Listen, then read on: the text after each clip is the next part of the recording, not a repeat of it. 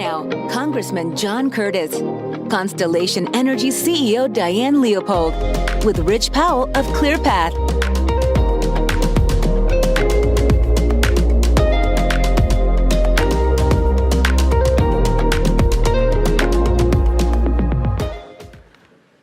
All right. Well, I'm Rich Powell from ClearPath. For over 60 years, the Aspen Institute has been the nation's premier gathering place for leaders from around the globe across many disciplines to engage in deep discussions like this. And I am very excited about this particular discussion.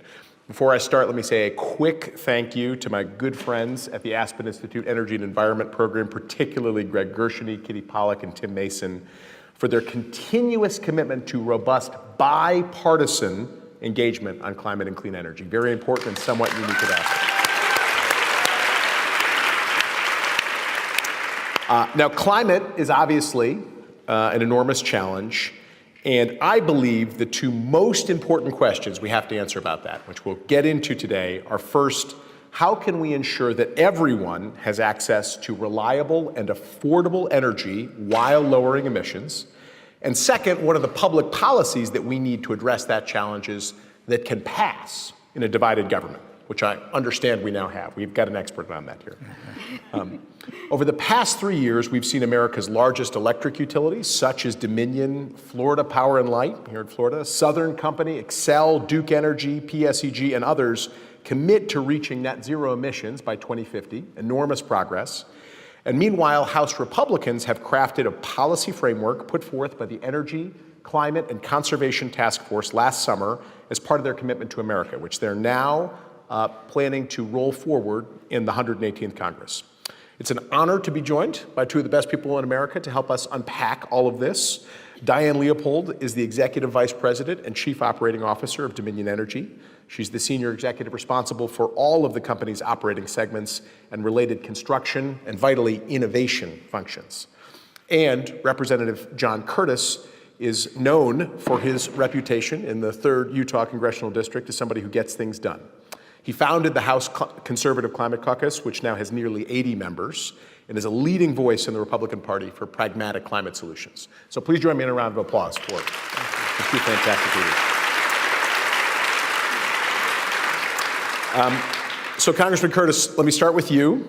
Before we get into the policy questions, it feels like maybe a mistake was made. Your bio here says you're a Republican, and yet you're here at this big climate confab. You know I'm here with you. But is there an emerging trend that people should pay attention to here? Why is it that you're here? Can we just enjoy this moment? Yeah. I'm a Republican, and I'm here to talk climate.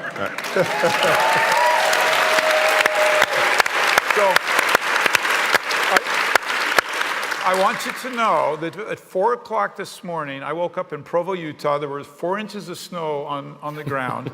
And I have spent the day getting here because I want to, the most important message I could leave with you is that Republicans care deeply about the earth, about leaving it better for our children than we found it. I will grant you that we don't talk about it very well. We haven't figured out exactly how to do that. We're doing much better, but I want you to know this. I formed a group of Republican lawmakers in Congress. 80 Republicans have joined my Conservative Climate Caucus. The first tenet of that caucus is that the climate's changing and man's had some influence on it.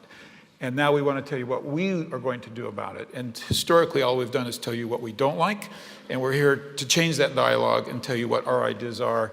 And I believe we can have affordable, reliable, clean energy.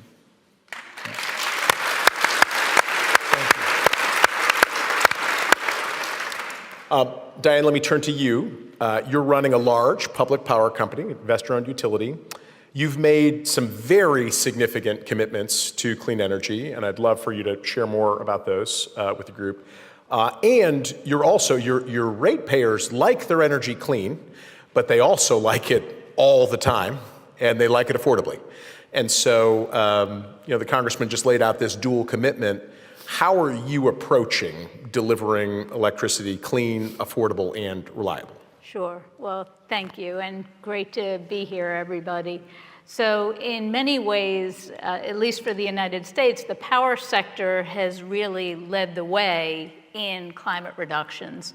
about 90% of the US's reduction in greenhouse gas has been because of the shift of the power industry since 2005. And when we first started talking about sustainability, and that word was kind of the new buzzword, a lot of people thought sustainability equals clean, and that's absolutely true. But there's really been a shift of understanding for exactly what you said, that we will not be successful in a sustainable future if it's not clean and reliable and affordable. So how that confluence comes together is really one of the key tasks that the industry has really been focused on. So we have certainly said that we would be net zero by 2050. Our main state where we have power is in Virginia, and there's actually a law to be carbon-free by 2045, which is an incredibly significant task, especially when it comes to that affordability and reliability on top of it. But we were one of the first integrated electric and gas utilities that said that we would be net zero by 2050 in both carbon and methane. And then we went further a few years ago and said that we would also add in scope 3 emissions. So the carbon emissions that are generated by our suppliers upstream or our customers downstream in their usage. So very significant commitments. And when I look at that process of how do you ensure it's reliable and affordable as you're getting clean, there's no one easy answer to that. And so where I look that there are really 3 step changes that have to happen. The first one's already happened, which is how can we try to replace a lot of the coal-fired generation with lower emissions. So that coal to gas conversion happened about a decade ago. And just to give you an idea, our own carbon emissions in our company reduced by about 46% from that process alone, so roughly half. Now we are developing an enormous amount of solar and wind and battery. We have about 7,500 megawatts of solar in development. We are building the largest offshore wind farm in North America right now off the coast of Virginia. And we are in the early stages of putting in batteries, and the battery technology still has to develop, but so that's step 2. You have the coal to gas conversion, then you have the solar, wind, and batteries, and then there's still another step. That gets you maybe 80% of the way there to that net zero. And so it's innovation and it's technology that's going to allow that reliability, both grid technology as well as generation technology like green hydrogen, carbon capture, and advanced nuclear. That's a lot. It is. That's a lot. Congressman, hearing all of that, enormous challenges. So they need to build an enormous amount of new stuff to replace the old stuff, and they need to innovate these new technologies. As you think about that, and you think about the debates that you're having, that you'll be having tomorrow when you head back for votes on the Energy and Commerce Committee. For those of you that don't know, that's kind of the everything committee that runs most of everything. What do you think are the policies that could help utilities like Dominion that are trying to meet these net zero commitments? What are the things that you're keyed in on that you think you could convince your Democratic colleagues to come along on in this agenda? So one of my biggest regrets about Congress is that all of you see when we don't get along. And that makes the cable news and it makes social media. And I think you'd all be pleasantly surprised how much we actually get along and work well together. But if we're honest, that's boring and it doesn't make the news. And so there is actually more we agree on climate than what we disagree. And so let me just give you some specifics. I like to put things in 3 buckets. So the first bucket is renewables. Republicans are great with renewables. I think there may be a slight difference in how much we do with renewables, but Republicans are very supportive of renewables. The second bucket I would call emerging technologies. Republicans and Democrats are all behind fusion, all behind hydrogen, and some of these emerging technologies and batteries and things, and you'd find great consensus there. The third bucket, I think, is where you would find the disagreement to some degree, and that's fossil fuels and the role that fossil fuels play. Republicans, is a stereotype, like to point out how fossil fuels can be used to reduce emissions. I like to challenge my Democratic colleagues with this question. Do you hate emissions or do you hate fossil fuels? And a lot of them hate fossil fuels. But I think it's better to say we hate emissions. And so now let's talk about which fossil fuels are better to reduce emissions than others. And so there's really quite a bit that we actually do agree on. And I know we're going to touch on this. Maybe I'll segue into the next thing, which is permitting reform, yep.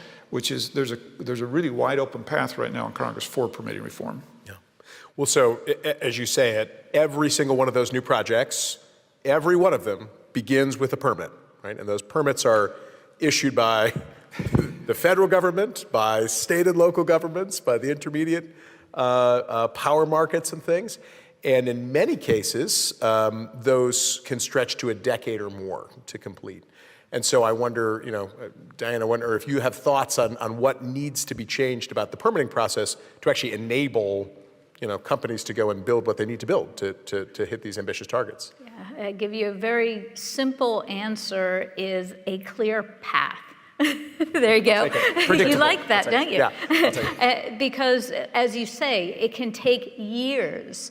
And these are multi-billion-dollar commitments that have to be made by companies, and it's a lot of capital at risk. We want transparency. Nobody's looking to bypass the process. Everybody, wants to make sure that it's thorough, but you do want to have a path that it's going to take roughly this long, and at the end of it, if you do these things, you will be able to build. Yeah, so certainty, some certainty to justify the enormous billion-dollar investments. Exactly. Yeah. Well, given the conversation that just happened, I have to ask the congressman at least one more question.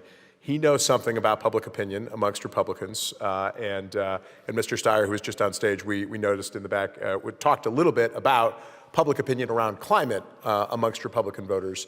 How do you see that when you go back, when you're in your town halls, when you're talking to your voters, how do you see where they are on the issue? So to give you some context, I represent a county that's called Carbon County.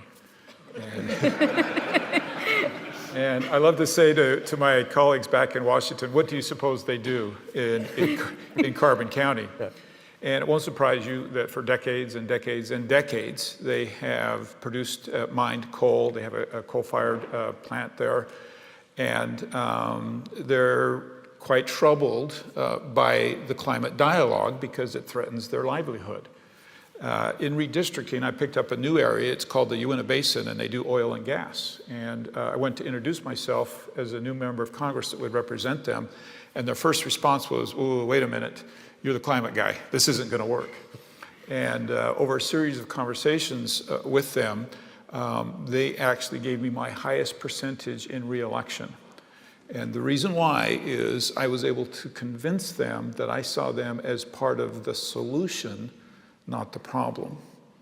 And when we approach these communities, and instead of saying you're bad, you're evil, what you do is bad, and demonize them, instead of that, we say, look, you can be part of the solution.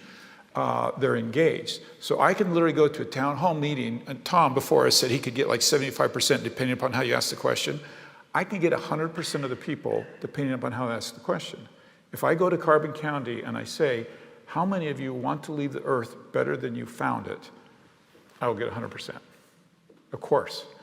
I think we're born with this innate desire. And so the question is, how do we change the way we talk about this to bring these people with us instead of fight us?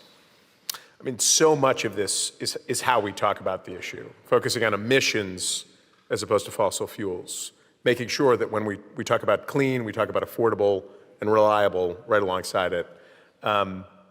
Thinking just about the permitting reform debate, this is a place that the Aspen Institute has led significant research and dialogue. the Cleaner, Faster agenda was produced here at Aspen. Everyone should go and look up Aspen Cleaner, Faster. It's the most ambitious clean energy permitting reform agenda ever produced. It's very exciting. I hope it's You had a lot to do with it. What's that? It had something to do with it. Hope it's passed in law very soon. How do you think we talk about permanent? Obviously, this is an issue where Republicans are a light year ahead of many of your Democratic counterparts. And so how do you think we talk about this issue in DC in a way that's inclusive and gets us to a bipartisan consensus? Well, I'll tell you, my Democratic colleagues are worried that when we say NEPA reform, that we want to undermine environmental standards. And you so eloquently said, you don't want to get around any standards, you just want predictability. And so if we can talk about, look, we're not going to touch environmental standards, but we do need to put predictability and speed into this. It's as hard to permit a wind farm, a solar farm, as it is a pipeline, right? And so if we can get down, and the reality of it is every climate goal we have, every energy goal we have is being blocked by permitting reform. And that's how we need to talk with our Democratic colleagues about it, like how do we fix this? And I do know there's a number of them ready to talk about it. It's exciting. Well, thank you both so much for the conversation, and thanks to the Institute and to all of you for coming. Thank you.